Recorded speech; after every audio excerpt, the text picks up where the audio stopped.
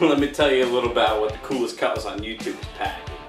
We got an M20 transmission, 780 Holly carb, Edelbrock intake, board over 30, 11-to-1 flat top pistons, aluminum heads, long tube headers, 450 horsepower. We're talking some muscle.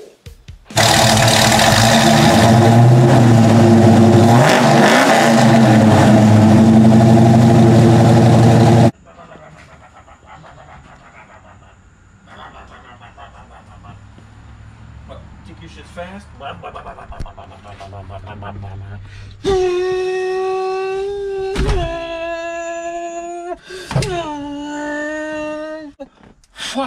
Where'd you come from?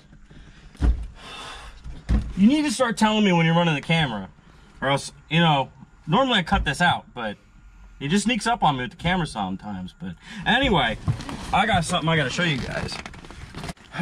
Can't a man just sit alone in his car and fantasize? Come, follow me. I got some stuff to show you. Every channel needs to get one of these right here. See? What's that say? Oh, useful entertainment. There we go. Look at this. Custom made. Look at that, right on my door. Oh no. Oh, the door's opening. So anyway, let's try this again for the 8th? 10th time. 10th time, let's try this again. Look at that. Every channel needs one of these so you can bomb all those subway trains out in Philadelphia. And I just got some minty overspray on my whole arm. Look at that. Show the people my hand. And don't take showers like I do either. That'll dry your skin out. It puts the lotion on its skin. Or it gets. It puts the lotion on its skin, or it gets the hose. It gets the hose again. Man, that would suck, huh? Don't worry, if I drop the carburetor, I'd blame it on Riley anyway. He probably dropped it. Carburetor says, choke me, daddy. Uh-oh. This got like really tight and then it got really loose. Cameraman doesn't know how to hold the camera because he's useless. Shut up. Uh-oh. There we go. That should be good, I hope. Where does it go? I don't know. Who's on first? No, what's on second? You kicked my tire. He kicked my brand new white lettered tire and now there's dirt on it. He left his trademark. Dirt. I'm trying to tighten it down and it's moving my bracket on me. You suck. Jackass! That's me to the floor. Yep, you're good. That's wide open? Yep. Not a chance to open any further. Nope. The next day.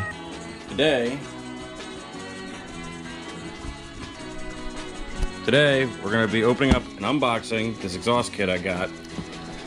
Part number 17107. Look at it. 2.5 mandrel bent system, 64 to 72 GMA body.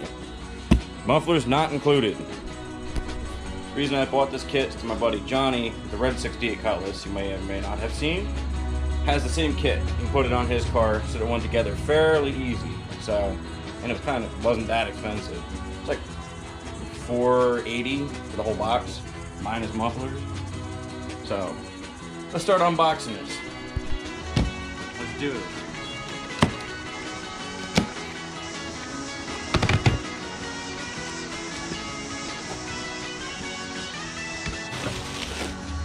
I paid all that money for this.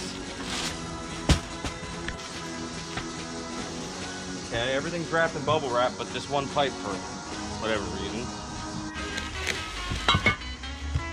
Oh wow! An H pipe.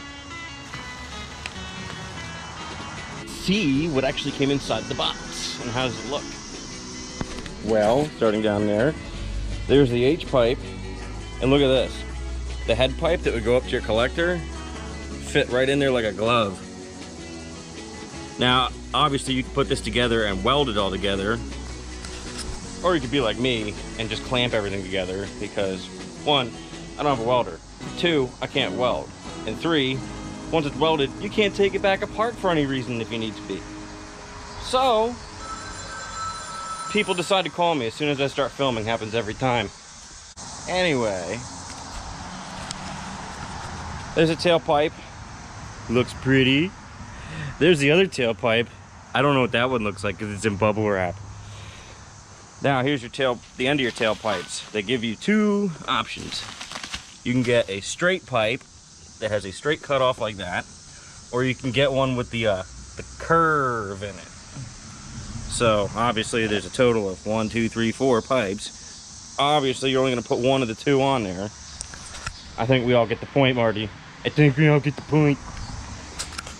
Also, I might add, they give you a bunch of clamps, and then they give you a bunch of clamps and hangers for the tailpipes. I wasn't expecting all that. I already have hangers for the mufflers, but not for the tailpipes.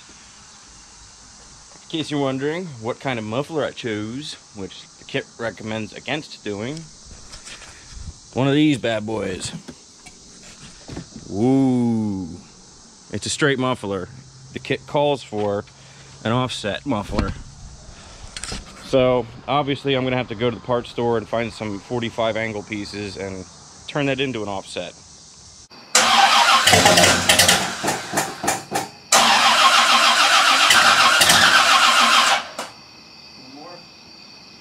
Or the other way. Right? Well, it's not cranking over slow, so yeah. Give it some gas.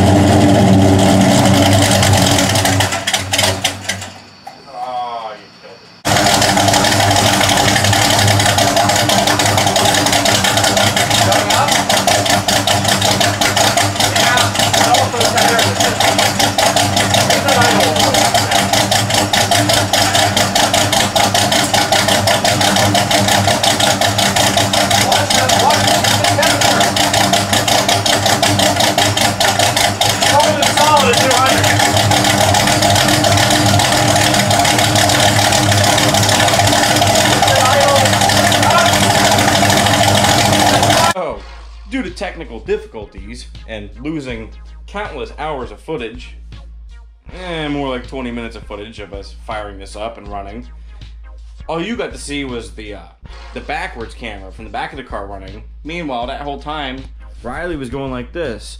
Woo, look at it. Riley had this camera right now, and he was pointing it at the engine while it was running in first fire and all that. Well, I lost all that footage, unfortunately. But what I will show you is this.